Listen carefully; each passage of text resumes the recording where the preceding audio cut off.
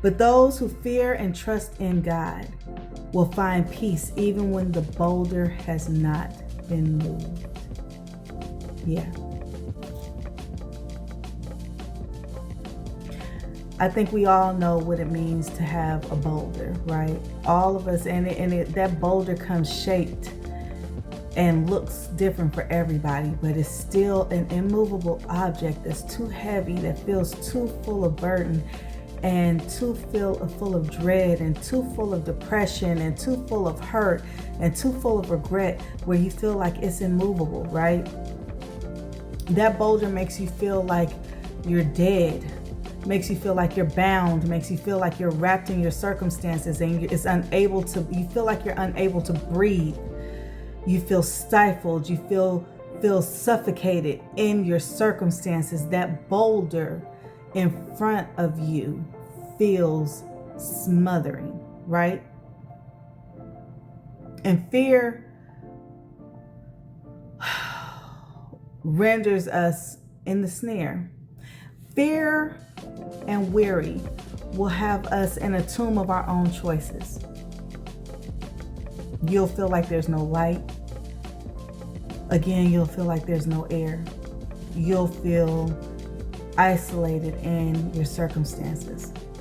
And I believe everybody has been there at some point. And if you haven't, keep living. As my past pastor used to say, if it hasn't hit you yet, just keep living.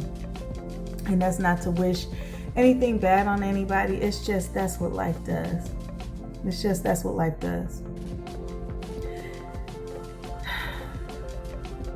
That boulder will make you feel fatigued.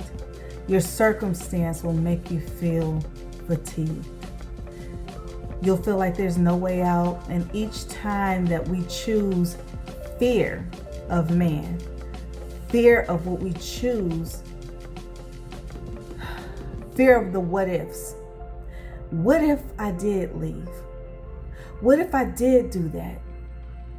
Fear of the what ifs, because the what ifs hold the unknown. So every time that we choose fear over the what ifs, anytime we choose, we add another stone. Every time we make that choice, we are adding another stone to the entrance of where we are staying stagnant. We are adding a stone that's just compiling one on top of another, on top of another, to the circumstances that we want to get out of, but we don't know how. We want to get out of, but we're scared to get out of. Because sometimes, no matter how hard the circumstance is, you know that struggle. You know it. So even though it's something that you don't want in your life, you're scared of what can be worse. At least I know this demon that I'm facing. I don't know if I stepped out what I would be stepping into. And so we choose fear. And that fear will lead to depression and will lead to a state of weary. Eventually, the stones become seemingly unmovable, and then we become entombed. If we allow ourselves to stay in that place, the comfort and the discomfort will become unbearable. It just will, you guys. It doesn't matter how much you say, I can bear, I can deal. You know, I remember there was one time I was talking to this woman, and she was in an unbearable situation with her now ex. And she was saying she wanted to, you know, I've heard this plenty of times, women saying, well, I stay for the kids. I stay for the kids. And I can bear it. He doesn't treat them the same way that he treats me. I can bear with it, but you can't. And you should not have to. And the longer that you stay bearing it, the bearing becomes unbearable. Those stones continue to stack and continue to stack. That pain, that regret, that low self-esteem, that abuse, all of that continues to stack until you are entombed behind the boulders. The snare was laid. We choose. We choose our wants. We choose our desires. We choose things that we want over what God has told us. We choose what we want over the word that God has given us in the Bible that we should be reading every day.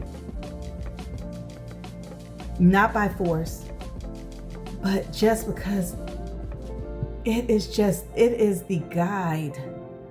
It is the guide. It is, oftentimes I'll say a prayer and I'll say, Lord, put your footprints before mine and allow me to step into them and lead me through this day.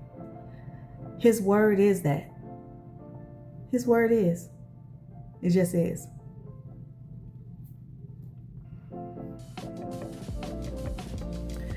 But we choose ourselves. We choose ourselves over his voice. And now we're here. So God could be speaking to us. He could be showing us revelation through the word or through life.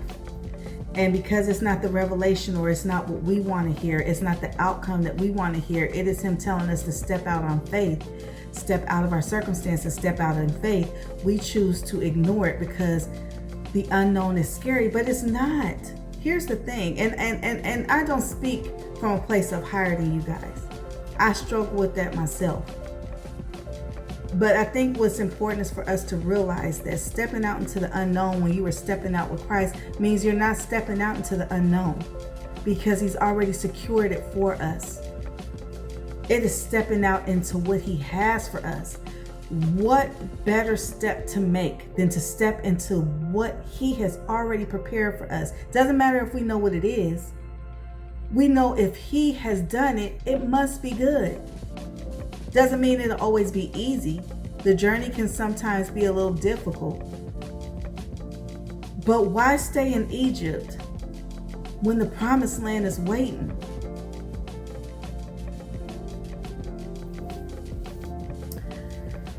Verse 15 in Isaiah chapter 8 says, "And many among them shall stumble.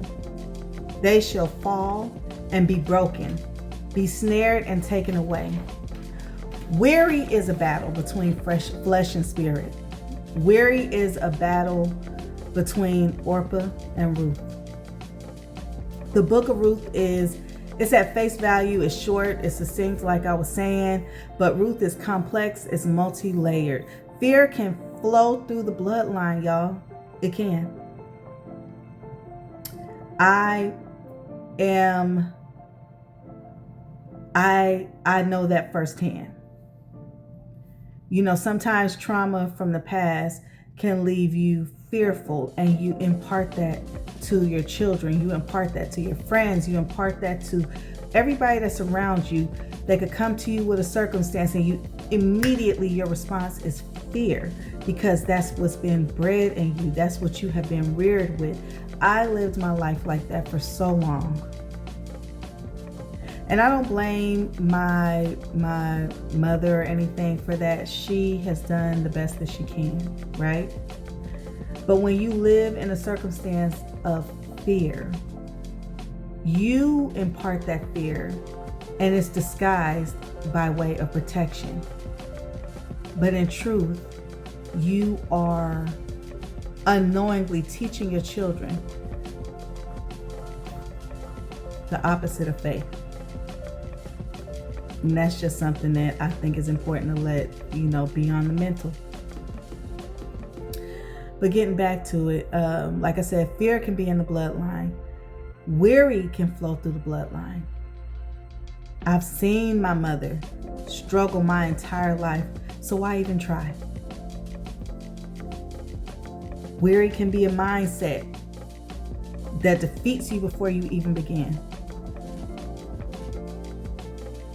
They were never nothing.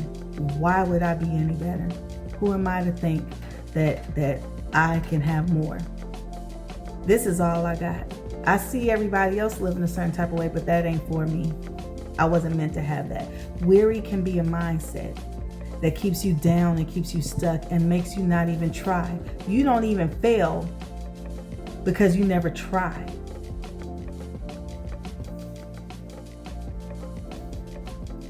Elimelech moved in fear of famine. The word does not say that God ever told Elimelech to pick up and leave Judah. The word never said God said. It doesn't say that he went to his knees and asked God, should I go? It never says that. God never said it, and he never asked it. Instead, at least it's never recorded. Instead, he chose to consult his fear. He heard the word famine and he like, I'm out. I'm out. Right?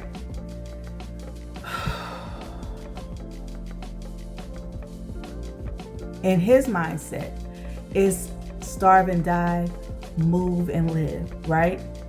There is a famine. You got a wife. This is his thought process. There's a famine. Oh my gosh, I got a wife. I got 2 sons. I got to go. They're looking to me. I got to go. Judah means place of praise. They left their place of praise to move to Moab, which was a place of sin. Let that resonate. They moved from the place of praise that God had them rooted in out of fear. And they left and went to Moab, a place full of sin. Judah had famine, but the word does not say that Elimelech's family was without food. It does not say that.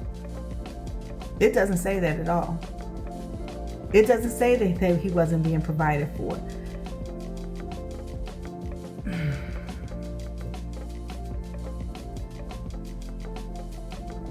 They went to Moab, and guess what happened after that? Right after that, shortly after that, they went to Moab. He got them out of their place of praise, out of fear, and went to Moab, a place of sin. And then shortly after, he died. Then his sons took wives. They married Orpah and they married Ruth. And then shortly after that, they died as well. Sometimes what we fear, what we lean into because of our own truths, because of our own fears, he becomes our truth. He uprooted his family to avoid death, only to leave and ended up running right into what he was running from, which is death. How many times have you said this or you heard someone say this? I can't leave. I've seen my mama. I've seen the struggle. I don't want to be without him. I don't want to be without her. I don't want to be alone. I've never had a dad. I don't want my children to experience that. So I'm going to stay. So instead of moving, when God has shown you through countless ways that it is time to move, instead of moving, you decide to stay. Instead of moving in faith, you return to your place that's comfortable for you. Instead of going back to where you started, which was your place of praise. Before you met that person, you were so rooted in God, right? Before you met that person, you had praise on your tongue, you had joy in your heart, and you just saw life as an open book that you were just ready to flip the pages on. But instead of going back to your place of praise, right, you stay. And even though that person is there every night, you still feel lonelier than you ever felt in your life. Even though that person is still there, their body is there, but the shell is there, their mind is someplace else, and they are not pouring into you, your kids, or anything else. They're just there. And you're empty, right?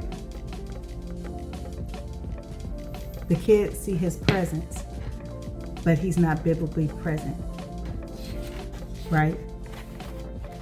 And then we blame God. That's the thing, is that we will make the choices. God always provides a lamb in the bush. He always provides an out. Be it through conversation, be it through something that he allows you to see. be it through just the Holy Spirit speaking to you, he always provides a way out. He'll always provide a way to say, don't do that. Or this is how you undo this. This is how I'm gonna get you out. He will provide the boat in the middle of the sea. It's only a matter of if you are gonna sit up there and sink or if you're gonna get in the boat. But we blame God because the boat isn't a ship. We blame God because it's not the mode of transportation to the future that we want. So instead of actually getting in it, we choose to just float, exist. That's so unfair to him. That is so unfair to God. It angers me to think that that's what we do to him, that all he wants to do is love us. All he wants to do is give us everything that we desire that's within his will. That's what he wants for us. We obstruct our way. We obstruct our path through choices that we make, and we blame him for it. Why are you doing this to me? I follow you. But do we? Do we? Because most of us follow with the spirit of Orpah. And what I mean by that is, I'm riding with you, God. I'm riding with you until it looks bleak. I'm riding with you in the comfort of what I've always known. But if you try to take me out of my Moab, if you try to take me out of my sin, if you try to take me out of everything that I've ever known, the place that I've known, the place I've grown up in, the circumstance that I've been in for so long that this is my reality. If you try to take me out of my Moab, everything that I know, I don't know if I could rock with you. I may have to turn back to what I know. It may not be good for me, but I'm used to this demon. I'm used to this struggle. I'm used to this pain. I'm used to my circumstance. I may not like it. I may fear it. I may dread it, but I know it. And if you try to take me away from that into the unknown, I don't know if I could follow you through that. I know I love you, Lord. I know I love you. This is what we say. I know I love you, Lord, but I'm only comfortable with following you as far as the map of trust and faith goes that allows me to stay at the border of my Moab. If you were asking me to follow you past that border, I just can't go. And so we choose fear. We choose to go backwards. Be careful of staying in Moab too long. Be careful of staying in your Moab situation too long. Orpah went back and nothing else was said of her again. She was written into the abyss. And that's not saying that she died. We don't know what happened to her. She chose to go back. She chose to go back to what was comfortable for her. She had already had a lot of loss. She had lost her husband. She lost her security. And during that time, a woman of her age could go back home and she could live with her in her father's home. She could live with her parents. She chose the security of that in Moab, in her place, in the place of sin. She chose that instead of going with Ruth and Naomi into the unknown. She has no idea, and we have no idea what God had waiting for her. We sure did see the story play out well for Ruth. Her faith, Ruth's faith provided for her. But we never heard of Orpah again. We don't know what happened to her again. No more Orpah. Your Moab can cause you to lose yourself, your identity. It can have you write away the story of what could have been for you.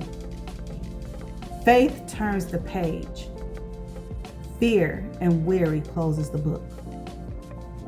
God says, those that are weary, come to me. The enemy tells you to close your mouth. The enemy says, don't say a word, close your mouth. Tell no one what you're feeling. Tell no one what you're going through. The enemy will whisper in your ear and tell you they're tired of hearing you. They're tired of hearing your problems. They don't want to hear it. They really are fed up with you, but they just don't know how to say it. If you tell anybody, they're going to look at you crazy. They're going to feel like you stupid. They're going to roll their eyes and talk about you like a dog behind your back. That is what the enemy will have you do, so that you can keep your mouth shut. They're going to turn on you. They'll believe them. They're not going to believe you. Keep your mouth closed. That's what the enemy wants, right? And a closed mouth, you guys, has no light. Ever think of that? A closed mouth has no light. The first thing that a dentist is going to do or ask of you when you come to the dentist, when they lay you down on the seat, they're going to say, open your mouth. They cannot get to the pain, that toothache. They can't get to the pain unless you open your mouth. The enemy wants your voice in so many ways, more than one. He wants your voice. He wants your praise. He wants your testimony. God says, come to me, speak to me, open your mouth, come to me. Forget what they may say. Trust in God. Know that He is your refuge. Know that He is your Savior. Know that He will repay. Know that He is your comfort. It doesn't matter what anybody else is saying. Go to Him, speak to Him, open your mouth. Bring Him everything that's within your heart. Bring to Him everything that makes you weary, and then afterwards, praise. Unrobe your mind from the funeral garbs that you have been wearing, you guys. Now is not always. I know it feels like it. I know you've been there a long time, but now is not always. I know you can't see the light at the end of that tunnel, but it's there. It's there. You have to walk to get to the light. You have to open your mouth and let the light come. God is just waiting for you to say, come to me. Father, I'm welcoming you in. I give you access. Someone yelling your name from 30 miles away will get no answer because you won't hear them. If someone was yelling you, if you are in one city and somebody else is in another city and they're screaming your name, I don't care how loud they scream it, Latrice, Latrice, I'm not hearing them because they're too far away. It's the same thing with God. You have to draw close to Him. You have to draw close to Him in all so He can hear, you can hear Him, not so that He can hear you, because He hears you. But can you hear Him? Are you close enough to Him to hear Him? He's calling you out. He is calling you out of your circumstance. He heard the prayers that you pray. Those that follow Him, there's never a time that He doesn't hear a prayer that you say.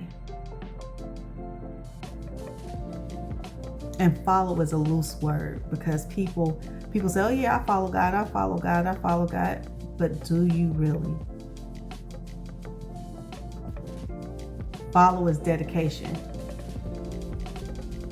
Follow is obedience. Follow is trust. Follow is faith. He hears you when you follow Him. So draw close to Him because He heard your prayer that you prayed 3 months ago. He heard your prayer that you prayed 5 years ago. He heard your prayer that you prayed last night. And He is saying, I am calling you out. I heard you. I'm calling you out. Lazarus, come out. Lazarus, come out. Take off your funeral garb. Lazarus, come out. I am telling you, roll the stone away. I have had the stone rolled away for you. You are still in your entombed depression, entombed weariness, entombed dread, entombed circumstances. You're still there, but God has already provided the boulders to be removed, and you're still there thinking that you are trapped. And He's saying, Lazarus, come out. Janice, come out.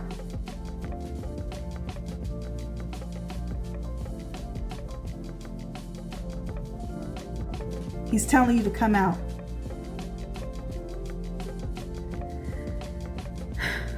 I know you're weary, but you're not trapped in your Moab. You're not. You are not trapped in your tomb.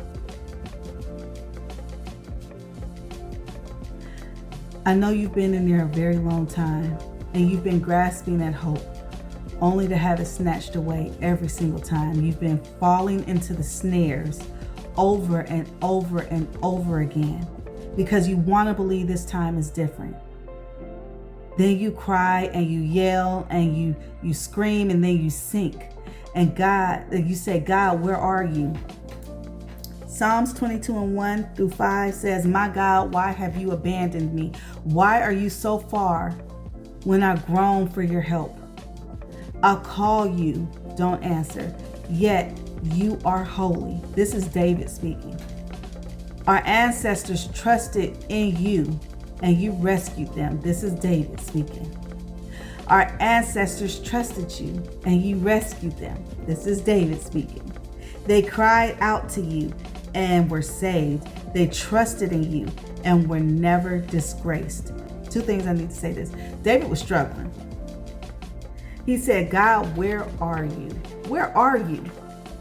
Then he said, our ancestors trusted and you rescued them. In our weariness, what are we conveying to those around us? Do only our joyous moments say praise, or does our pain say praise as well? Discipleship, Christ walking, that's what I'm saying, Christ walking is a 24-hour commitment, 7 days a week commitment. No matter if it is sunny or gloomy, if it's sun rays or rainy skies, raindrops, no matter which one it is, day is still acknowledged as day and night, is it not? Doesn't matter what the circumstances of the day is. Doesn't matter if it's a tornado blowing. Doesn't matter if it is hail coming down. Doesn't matter if it's storming, raining, or if it's a bright, bright blue sky and the sun is shining bright. Day is still acknowledged as day. Night is still acknowledged as night. No matter what our day, our night, our week, our month, our year reveals, God is still God. And he deserves acknowledgement, just as we acknowledge the day and the night. He deserves our praise. David did it. In one breath, he said, God, why did you abandon me? And then the next breath, he said, but God, you are holy. And he is. We all have moments, periods of weariness, periods where we say, I'm tired. I feel unappreciated. I'm not just a feeling. I am unappreciated. I am unseen. I've been lied on. Feeling broken. I'm feeling broken in my brokenness. I feel unloved. I feel misunderstood. I can't climb out of my circumstances. I can't get my finances right. I feel like every single month is trying to fall to my feet. I'm grasping at straws. I'm trying not to drown. We all have those moments where we've had those times where we feel like the burden is real. And all I can say is the important thing is to not try to push it to the back and act like it doesn't exist. Because pushing it to the back is just pushing it into the dark. It's just stifling it down. And there's no good in the darkness. No, you bring it to that light. You acknowledge what it is. Look, this is what I'm dealing with. You give voice to it because, again, the enemy wants to take your voice. You give voice to it. You acknowledge it. You take it to Christ. You speak life over your circumstance. I can't tell you how imperative that is. Trust me when I say I walk it as much as I talk it. I know it isn't easy. I know it gets hard. I know you have a moment where you just feel like, how much more, Lord, can I take? You could take as much as you take. Because God, where people say God is not going to put more on you than you can bear, what that means is you're stronger than what you think. And sometimes you have to be pushed and stretched to show you that. Bodybuilders never know what they can handle until they're pushed to another level. You could get stagnant in one place. You could say this is as much as I could bench, until someone comes along and adds an extra weight. And then they see, I'm stronger than I thought. I can do this.